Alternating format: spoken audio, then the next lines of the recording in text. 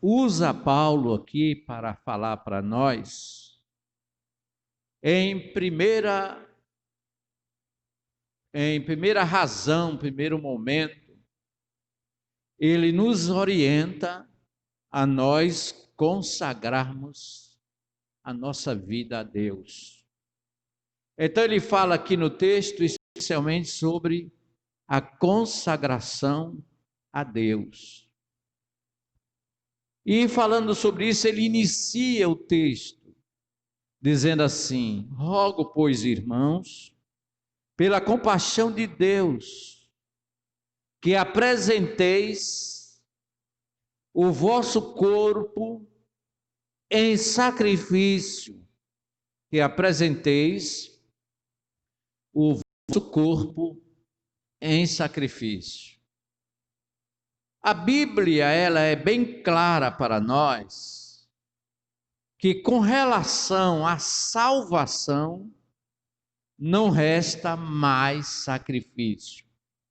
Quer dizer, ninguém precisa fazer sacrifício para ser salvo.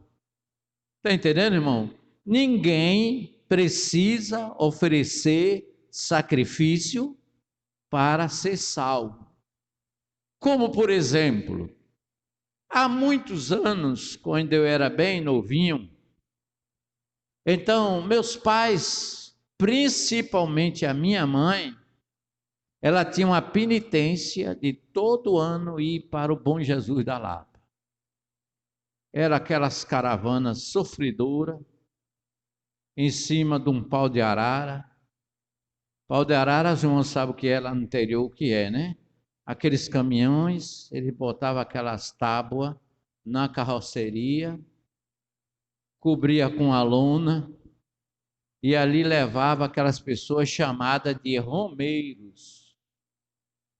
Meu Deus, meu Pai, Deus nos livre de dizer a ela que não fosse, porque ali ela estava orientada, consciente de que ela ia fazer um sacrifício para a salvação.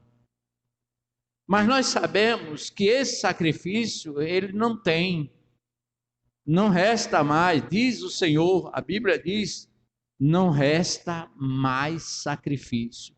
Jesus já fez o sacrifício por nós. Aleluia! Ele já ganhou, ele já nos deu o direito de vida eterna.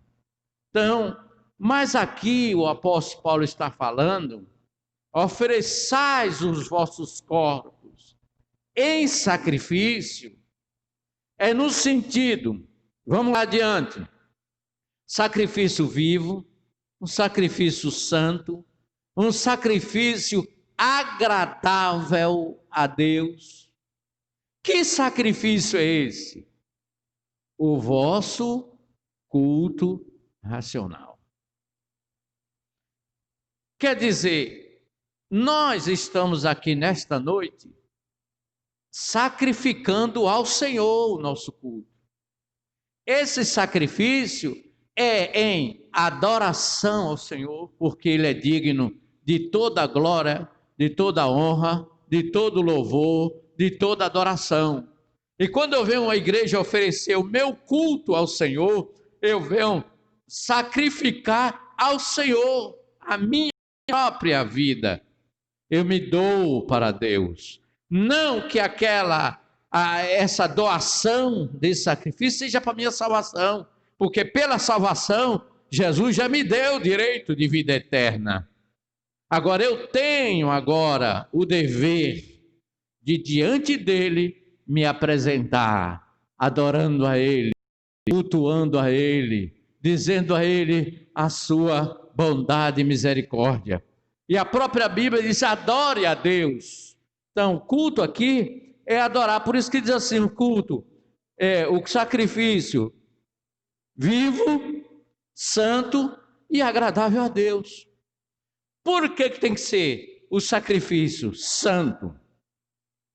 Porque Deus é santo. Por que o sacrifício vivo? Porque o nosso Deus é vivo. Aleluia! Estamos vivos, oferecendo a um Deus vivo a nossa adoração. Aleluia! E aqui diz vivo. E que seja, e experimenteis qual seja a boa e agradável e perfeita vontade de Deus. Irmão, Deus está agradando do nosso culto. Deus está agradando no nosso culto. Por que que o culto é um sacrifício? É um sacrifício porque todos nós que aqui estamos, não estamos porque não temos o que fazer. Todos nós estamos aqui em um sacrifício, talvez sacrificando o momento do seu descanso, sacrificando o momento de alguma outra atenção à família, estar junto do quem você ama, não é? É um sacrifício. Esse sacrifício aqui está falando de renúncia. O sacrifício aqui, ele fala sobre renúncia. Eu estou renunciando tudo para servir a Deus. Eu estou renunciando a minha vontade, o meu descanso, renunciando a alguma coisa que eu gostaria de estar fazendo para dar a prioridade a Deus. Isso é o sacrifício. E agradável, veja só como sendo agradável como é, por que ser agradável a Deus. No livro de Número, vocês estão com a Bíblia na mão? Abra aí, o livro de Números. Número é o livro lá no Velho Testamento, no livro entre os 5 primeiros livros, que o primeiro livro os irmãos sabem que é Gênesis, o segundo livro vocês sabem que é Êxodo, não é assim? O terceiro livro, Levítico, o quarto livro, Número, e o quinto, Deuteronômio. São os 5 primeiros livros da Bíblia que é chamado... O menino, pelo amor de Deus, me dê um pouquinho de água. Os 5 primeiros livros, acho que o menino foi pegar. Os 5 primeiros livros é chamado de o Pentateuco. Somente conhecimentos teológicos. Mas aqui no livro de Número, capítulo 14, verso 8,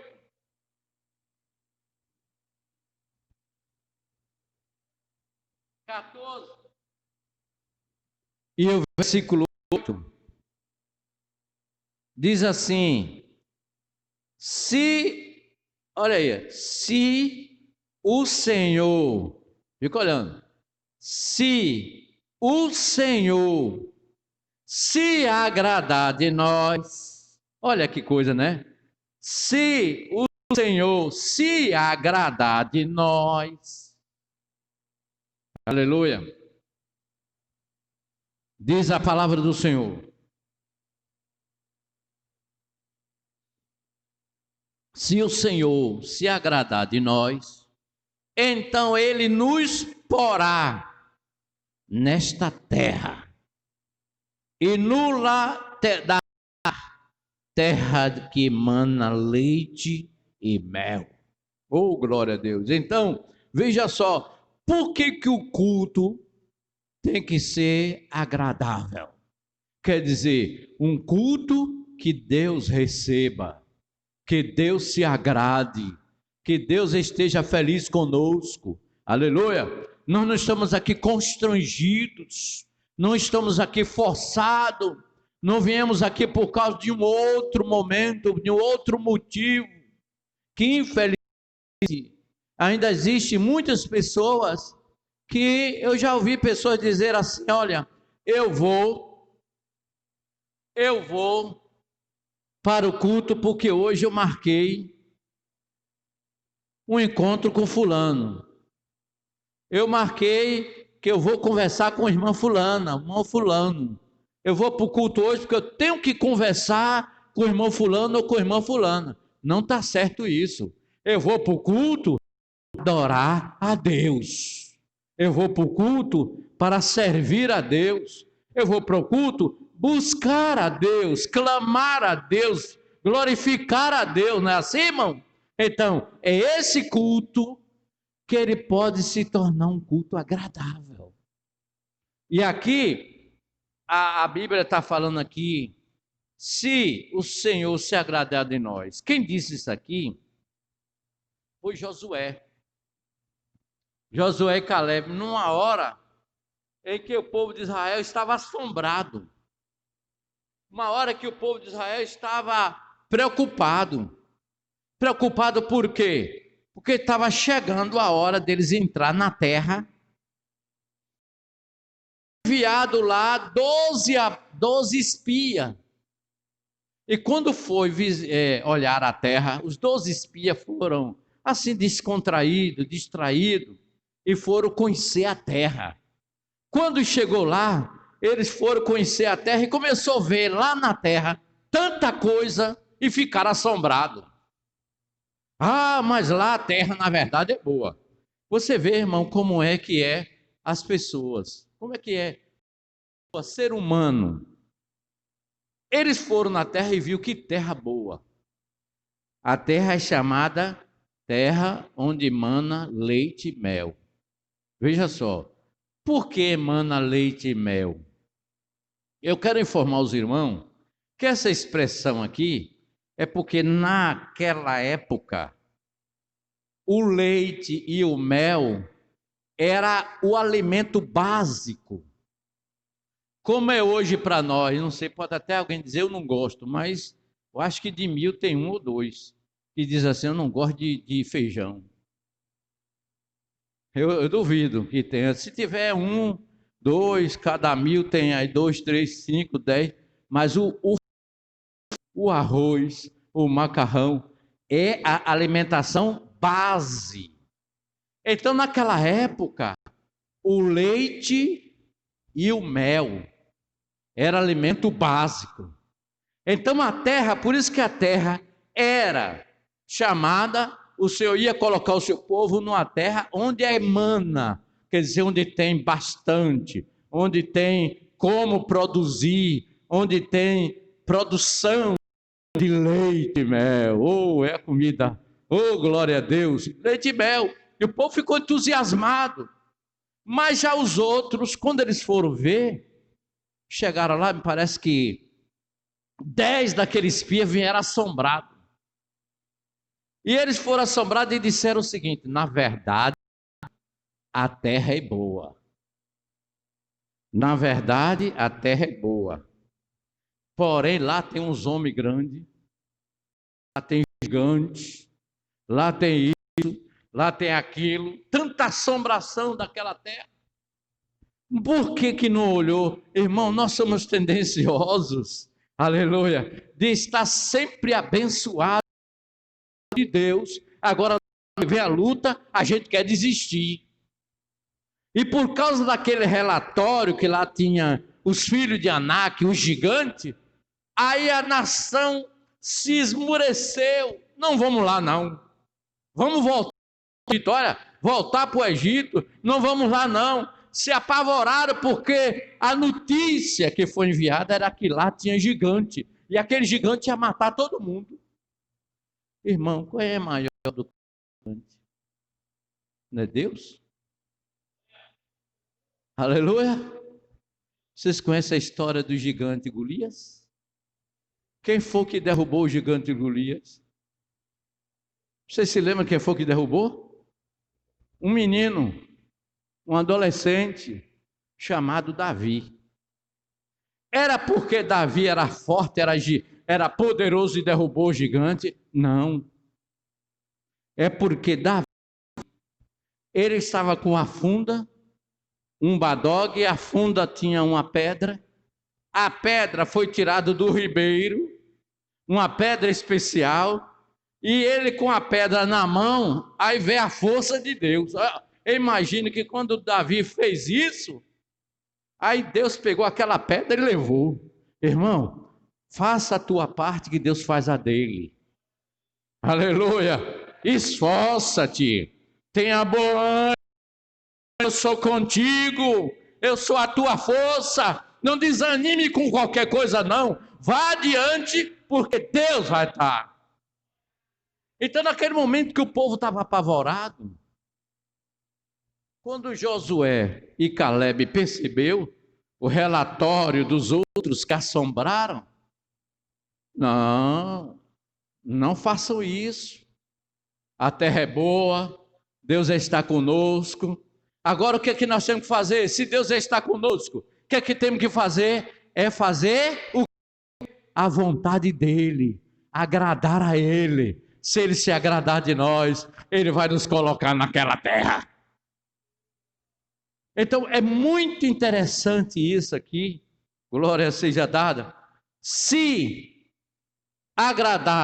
Deus agradar de nós, irmão, então Ele vai nos colocar na terra, e essa terra Ele vai nos dar. É uma terra que emana leite e mel. Oh, glória a Deus. Então, outro momento interessante. Por que a gente vem ao culto? Por que sacrificar? Veja aí, não temos mais tempo para falar muito, mas vamos encerrar aqui. Segundas Crônicas, abre aí, vai mais adiante. Segundas Crônicas 7. Vamos ler um pouquinho.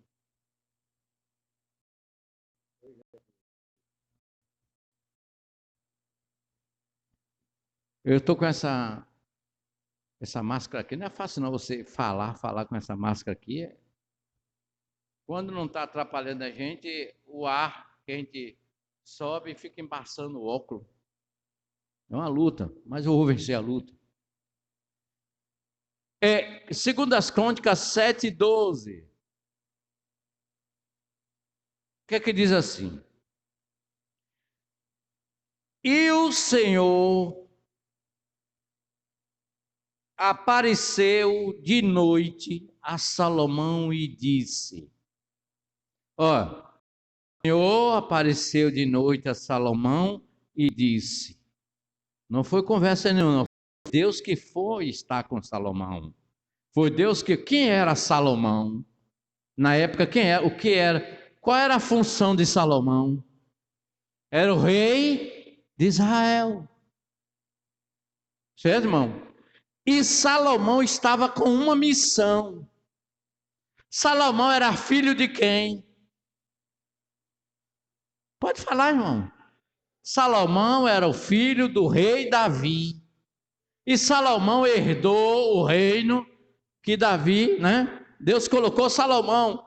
E Davi tinha um projeto para construir o templo, mas não construiu, mas Salomão construiu. E quando construiu, apareceu de noite o Senhor a Salomão e disse: Salomão, eu vi a tua oração e escolhi para mim esse lugar, para a casa do sacrifício. A casa do sacrifício é aqui, viu, irmão? Aqui é a casa do sacrifício. Oh, glória a Deus! Nós estamos nessa noite sacrificando, e é aqui que é a casa do sacrifício. Aí o Senhor disse: olha, o Senhor apareceu de noite a Salomão e disse: ouvi a tua oração e escolhi para mim esse lugar para a casa de sacrifício. Aí depois ele diz assim no versículo 14: e se o meu povo, que se chama pelo meu nome, se humilhar e orar e buscar a minha face e se converter dos seus maus caminhos, então eu ouvirei dos céus e perdoarei os seus pecados e sararei a sua terra. Olha que coisa linda, maravilhosa. Sararei a tua terra. Deus estava presente na obra realizada na construção do templo. Agora o versículo 15, ele encerra: dizendo: pois não, Salomão. A partir de agora, é o 7, agora o 14. Agora estamos no 15. Agora estarão abertos os meus olhos e atentos os meus ouvidos à oração que fizer nesse. A oração que eu fizer nesse. Que lugar era? O templo. O templo. Aleluia. Você acredita? Eu respeito muito a decisão que os irmãos tomou de não vir para o culto durante essa epidemia. Eu respeito, pelo amor de Deus. Não estou contra, respeito. Aleluia. Mas o que eu sou contra é que tem muitos crentes contra a igreja estar aberta. Tem muitos crentes que é contra a igreja estar aberta. E não é os pecadores que dizem não, isso não. Quem está dizendo é os crentes. Quem está dizendo o pastor manda abrir a igreja por causa do dinheiro. É os crentes que estão dizendo. É os crentes que não estou falando aqui com Itapuã, não. Graças a Deus, a igreja de Itapuã, nossos irmãos, o povo de Deus de Itapuã é bênção. Aleluia, né, irmão? É bênção. Agora o que eu me refiro, como é que eu acho ruim a igreja estar aberta? Eu não posso ir, glória a Deus, os irmãos vai e ora por mim. Sabe por quê? Porque está aqui, ó. Meus olhos estarão abertos, agora estarão abertos os meus olhos, atentos os meus ouvidos, a oração deste lugar. Era o templo que estava sendo inaugurado e o Senhor declarou: eu creio, irmão, que Deus está aqui presente, ouvindo as nossas orações, recebendo o nosso sacrifício. Glória seja dada ao nome do Senhor. Vê o que o Senhor diz agora em diante. Sabe por quê? Porque eu agora escolhi, versículo 16, a continuação. Porque agora escolhi e santifiquei essa casa. Ô irmão, no dia que essa casa aqui foi inaugurada, Deus estava presente, santificando esta casa, para ouvir as orações, para estar atento ao clamor do seu povo aqui nesse lugar. E eu creio, irmão, que o crente pode chegar aqui doente, mas quando ele ajoelhar e clamar a Deus, Deus vai ouvir. Eu não posso vir à igreja. Tudo bem, está certo, está errado não. Entendeu, meu irmão? Não está errado não. Eu estou na área de risco. Eu não posso levar a minha família para ficar exposta. É agrupamento, a orientação médica é para não ficar em ajuntamento. Tudo bem, está certo, é respeitado. Esse procedimento, ele é correto. Agora, eu ser contra, a igreja está aberta aí. A igreja está aberta. Expondo os irmãos. Não estamos expondo ninguém. Cada um que vem aqui, vem livre, espontaneamente, buscar a Deus, orar a Deus, se apresentar a Deus. E Deus está abençoando o seu povo aqui em Itapuã. Aí ele diz assim, versículo 16, nós estamos no 7,16 agora. Porque agora, viu Salomão, agora eu escolhi e santifiquei esta casa, para que o meu nome esteja nela perpetuamente, e nela estarão fixos os meus olhos e o meu coração, uma vez por ano. Uma vez por ano, todos os dias. Cada dia que nós chegamos aqui, Deus está com o ouvido atento ao choro, ao clamor. Porque nós choramos aqui, clamamos não só por nós, é por todos. Senhor, abençoa meu irmão que está lá em casa, que está lá com a sua família, protege, guarda. Nós estamos aqui fazendo uma obra de Deus, estamos aqui orando um pelos outros. E Deus disse: eu santifiquei esta casa. Eu estou aqui no meio dessa casa. Eu estarei aqui com os meus olhos fixos e o meu coração todos os dias. Ô irmão, o coração de Deus está aqui nessa igreja. O coração de Deus está nesse templo. Que Deus abençoe. Isso foi lá no Velho Testamento. Você se lembra que Jesus chegou no templo? Tem um bocado de cambista. O que era cambista? Camelô. Tudo na porta do templo, vendendo pomba, vendendo isso, vendendo aquilo. Imagina que bagunça não era, hein? E Jesus chegou lá e pegou tudo, derrubou, jogou fora, e amaldiçoou tudo aquilo. E depois disse que o que? Os irmãos se lembram o que Jesus disse? A minha casa é casa de oração. Não foi lá, simplesmente no Velho Testamento com Salomão, mas Jesus agora aqui conosco, ele disse: a minha casa, o meu templo, aleluia, é lugar de oração, não é de cambista vender isso e vender aquilo, é lugar de oração. E estava transformando o templo em mercado, uma feira. Eu imagino pensando que era aquela feira ali de Itapuã. Olha, a feira de Itapuã não tem aquele galpãozão ali vendendo coisa debaixo da feira. Acho que alguém pensava que era aquela feira. Mas Jesus disse: não, a minha casa. A minha casa. Olha, a minha casa. Essa casa é do Senhor. Nós estamos do Senhor. E o salmista disse: alegrei-me. Alegrei-me. Quando me disseram: vamos lá no parque. Alegrei como me disseram: vamos lá passear. Não.